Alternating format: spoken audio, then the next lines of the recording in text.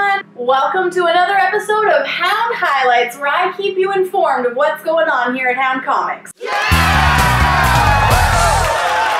First of all, the 15th was the Hound product launch party in New York City. The entire thing was a spectacular event. Hopefully some of you were there. Unfortunately, I couldn't be there myself, so I am just itching to try some of those sauces. Hound has just recently won 7 awards for them, including 5 Golden Chili Awards at the Fiery Food Challenge. And the awesome certainly doesn't stop there. January 23rd, we released some really amazing titles. Killer of the Zombie Holocaust, written by Dean Mitchell, follows the story of 2 girls in a battle royale style arena being pitted against the infected. Who are the people running the Dome, and what war are they planning against? Are Laura and Sarah the chosen ones that can win the war and save everyone? Find out in the first volume of this action-packed series.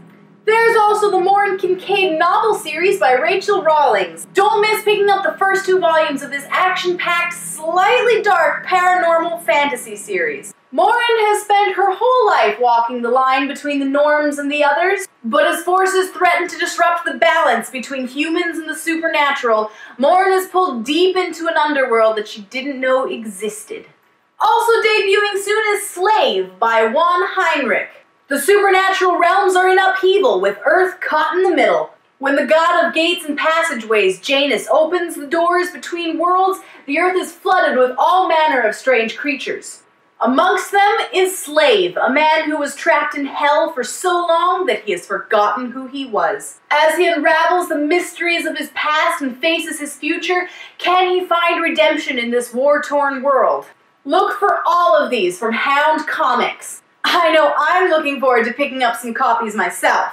And to wrap up this episode of Hound Highlights, I have an interview here with Luscious, the corporate secretary and goodwill ambassador of Hound Comics, and also one of the characters in the Brimstone and the Border Hound series. So, can you tell me a little bit about what you do with Hound?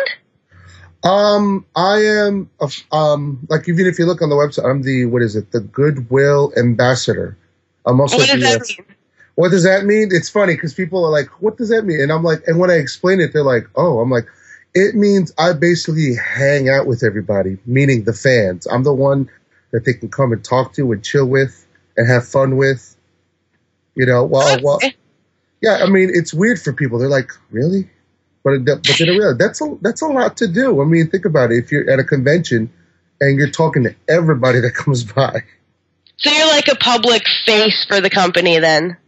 Yeah, somebody called me a mascot. A mascot? I'm like, yeah, well, I need the big old, like, fuzzy suit, but then I got, the boa, so that makes up for it. And the glasses. Yes, the precious. Precious. Well, your character appears, or you yourself as a character appears in Brimstone and the Border Hounds, right? Yeah. So, how does that, is that a good likeness of you, or? Yeah, it's pretty good. I mean, I've watched it evolve from the first issue to where it is now, and as it went on, the art progressed, as the issues progressed, and you see the what's the word I'm looking for? The fact that me and it start looking more and more like each other, it gets scary though. I mean, my hair's a little longer now than it was there. I might cut it down short again. Or I might just go all blonde. You never know. Well, then the artists have to change things up. Maybe I will do that on purpose just to get on their nerves. So what kind of things, what does your character do kind of in the comic series?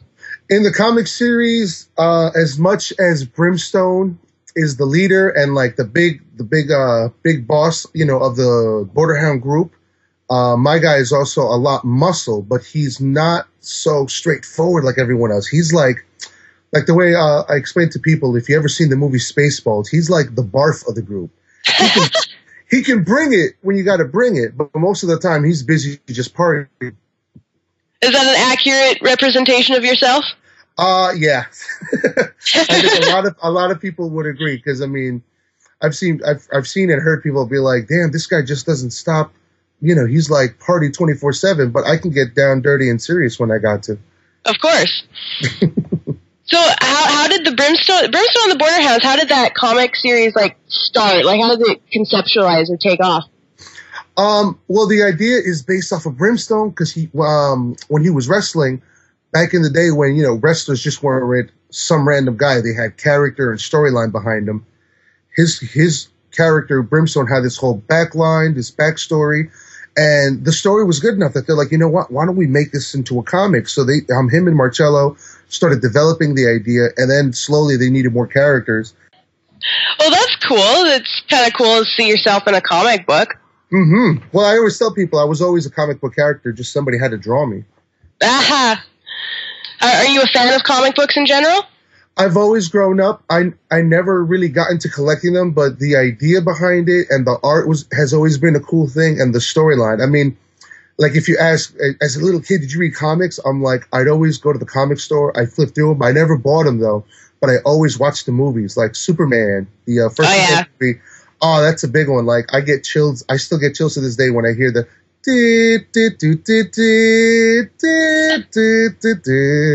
I got to make a T-shirt with like an L logo so I could like rip my shirt open like that one day. That would be really cool. Well, that's awesome. So how long have you been a part of all this then? I'm not even sure at this point because I remember when it was just still an idea that was bouncing around and everything, and that was almost 6 to 7 years ago, I think, at this point.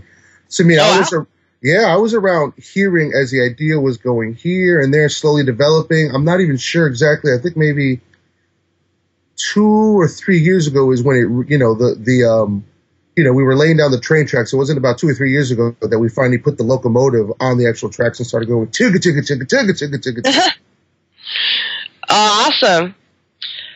So just one last question then. Where do you the series like? How big do you see this taking off?